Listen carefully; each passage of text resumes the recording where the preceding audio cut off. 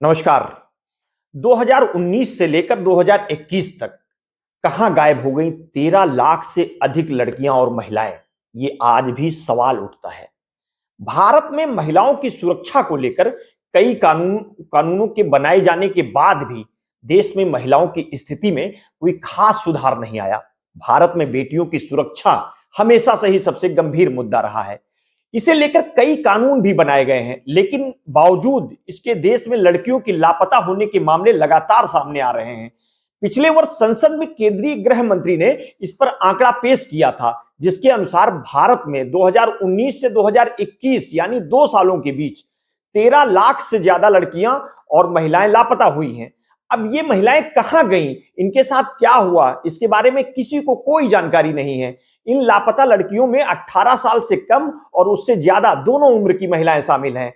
आंकड़ों के अनुसार जहां 2,51,430 लापता लड़कियों की उम्र 18 साल से कम है, तो वहीं 10,61,648 महिलाओं की उम्र 18 साल से ज्यादा है।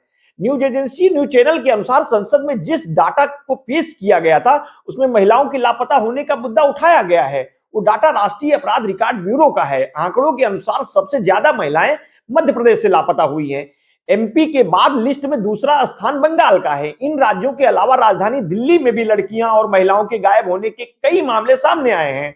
आंकड़ों के मुताबिक मध्य प्रदेश में पिछले 2 साल में यानी 2019 से लेकर 2021 के बीच 1,60,180 महिलाएं और 38,234 महिलाएं लापता हुई हैं। पश्चिम बंगाल में इन्हीं 2 सालों के बीच करीब 1,56,905 महिलाएं और 36,606 महिलाएं लापता हुई हैं। वहीं दूसरे स्थान पर महाराष्ट्र में इस अवधि में 1,78,400 महिलाएं और 13,033 लड़कियां लापता हो गई हैं। उड़ीसा में पिछले 3 सालों में 70,222 महिलाएं और 16,649 लड़कियां गायब हुई हैं।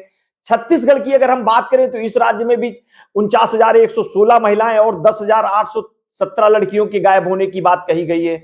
आंकड़ों की माने तो केंद्र शासित प्रदेशों में राजधानी दिल्ली इस लिस्ट में सबसे ऊपर है। यहां 2019 और 2021 के बीच 61,054 महिलाएं और 22,919 लड़कियां लापता हुई हैं। वहीं जम्मू और कश्मीर में पिछले 2 सालों में 8617 महिलाएं और 1148 लड़कियां लापता हुई हैं।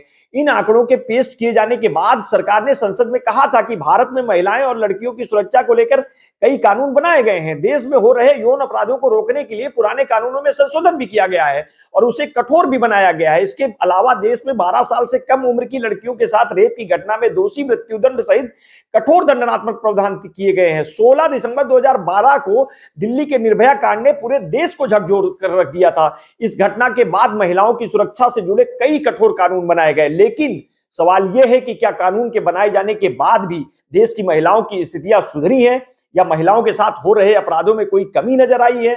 तो जवाब है नहीं। भारत में महिलाएं आज से 10 साल पहले भी यौन अपराधियों का शिकार बनती रही हैं और आज भी हालात कुछ बहुत ऐसे ही हैं। देश में छेड़छाड़, अपहरण, दुष्कर्म जैसे मामले रुकने का नाम नहीं ले रहे हैं।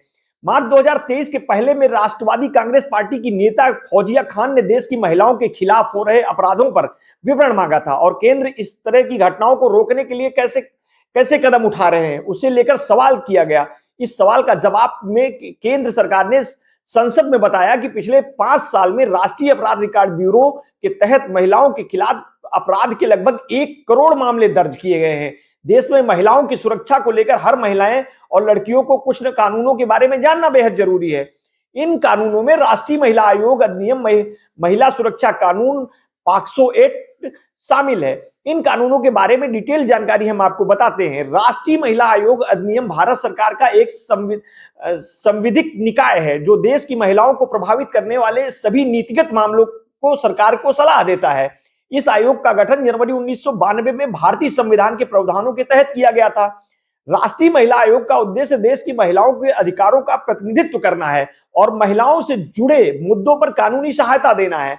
इसके अलावा दहेज, राजनीतिक मामले, धार्मिक मामले, नौकरियों में महिलाओं के समान प्रतिनिधित्व और वर्क प्लेस में महिलाओं के शोषण जैसे अलग अलग विषय भी का अवलोकन भी इनके दायरे में शामिल है। राष्ट्रीय महिला आयोग भारत में महिलाओं के साथ हो रहे हिंसा, भेदभाव, उत्पीड़न की शिकार या अपने अधिकारों से वंचित महिलाओं की शिकायतें भी स्वीकार करता है और मामलों की जांच भी करता है। साल 2016 के दिसंबर महीने में हुए निर्भया कांड के बाद से भारत में यौन शोषण से जुड़े कानून और भी सख्त कर दिए गए ताकि ऐसे मामलों के दोषियों को ज्यादा से ज्यादा सजा मिल सके।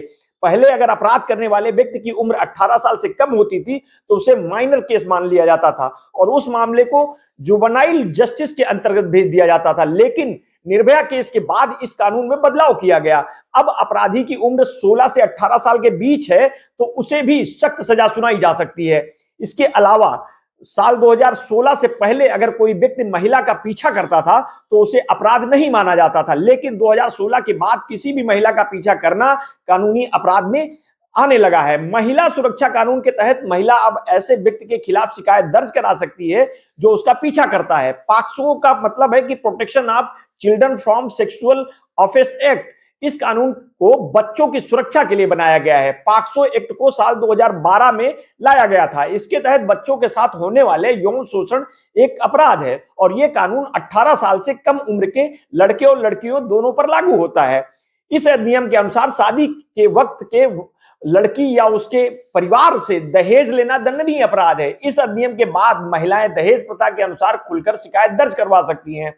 इस अधिनियम के तहत किसी भी वर्क प्लेस पर एक ही काम के लिए महिला और पुरुष दोनों का मेहनताना भी एक ही जैसा मिलना चाहिए, यानी ये पुरुषों और महिलाओं श्रमिकों के समान प्राथमिक भुगतान का प्रावधान करता है। इस अधिनियम को 8 मार्च 1976 में पास किया गया था। महिलाओं के सुरक्षा अधिकार को लेकर कानून से तो अनेकों बने हैं, पर उसके तहत सुरक्षा अधिकार कितना मिल पा रहा है ये विचरणीय है। इस तरह की खबरों के लिए, इस तरह की समीक्षात्मक रिपोर्ट के लिए आप हमारे साथ जुड़े रहिए। हम आपको समय समय पर ऐसी स्टोरियां उपलब्ध कराते रहेंगे। बहुत बहुत धन्यवाद। साधुवाद।